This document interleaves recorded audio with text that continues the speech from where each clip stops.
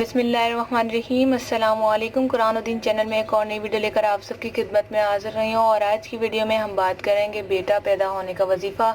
بہت ہی اچھا وظیفہ ہے اور بہت ہی آزمودہ ہے، تو چلیے چلتے ہیں وظیفے کی طرف۔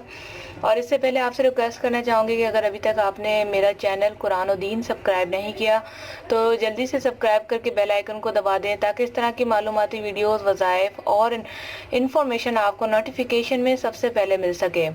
تو جیسے کہ ہر کسی کو خواہش ہوتی ہے کہ ان کے گھر میں بیٹا پیدا ہو، اکثر ایسا ہوتا ہے کہ کسی گھر میں صرف بیٹیاں بیٹیاں پیدا ہوتی رہتی ہیں، یا پھر ایسا ہوتا ہے کہ کسی کے گھر میں جو ہے اولاد ہی نہیں ہوتی، تو اس کے لیے وظیفہ کیا کریں۔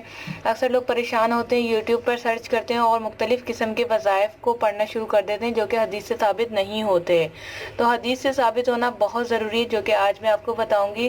یہ رسول پاک صلی اللہ علیہ وسلم کے حدیث کے مفہوم سے لیا گیا ہے، جو کہ آپ کو کسی بھی اچھی حدیث کی کتاب سے مل سکتا ہے، جیسے صحیح بخاری، صحیح مسلم، سنن ابی داؤد، ابن ماجہ۔ یہ سب کتابیں جو ہیں حدیث سے ثابت ہیں، اور رسول پاک صلی اللہ علیہ وسلم کے کلامات اس کے اندر موجود ہیں۔ تو اب بات کرتے ہیں کہ آپ نے کیا عمل کرنا ہے۔ اگر آپ چاہتے ہیں کہ آپ کے یہ جو ایک عمل ہے، اس سے 3 فائدے ہوتے ہیں۔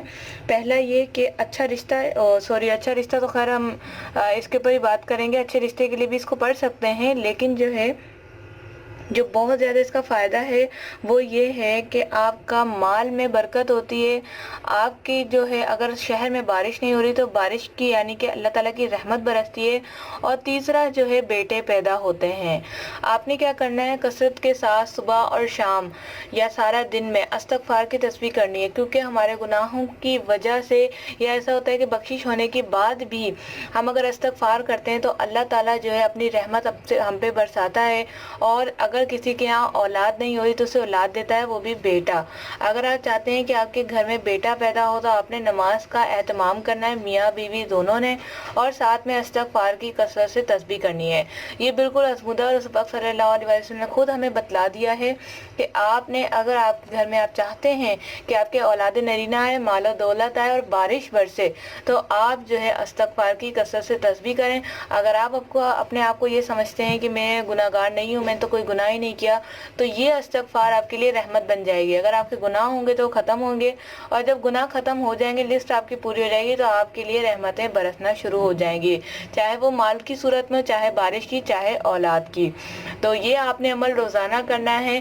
انشاءاللہ تعالیٰ 30 دن کے اندر اندر آپ کو ریزلٹس نظر آنے لگ جائیں گے، تینوں میں سے ایک ہی چیز میں، اور یا ہو سکتا ہے تینوں۔ یہ تو اللہ تعالیٰ کے اوپر ہے، ہم کس طرح سے دعا مانگتے ہیں، اللہ تعالیٰ کو مناتے ہیں۔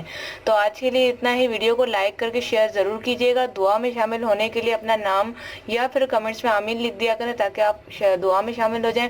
اللہ پاک سے دعا ہے کہ جتنے بھی لوگ بے اولاد ہیں، جو مال کے لیے پریشان ہیں، یا پھر کسی کے شہر میں بارش نہیں ہو رہی جس کی وجہ سے کھیتی باڑی نہیں کر پا رہے، اللہ پاک تمام لوگوں کے مسائل کو دور فرما اور سب کی پریشانیوں کو دور فرما۔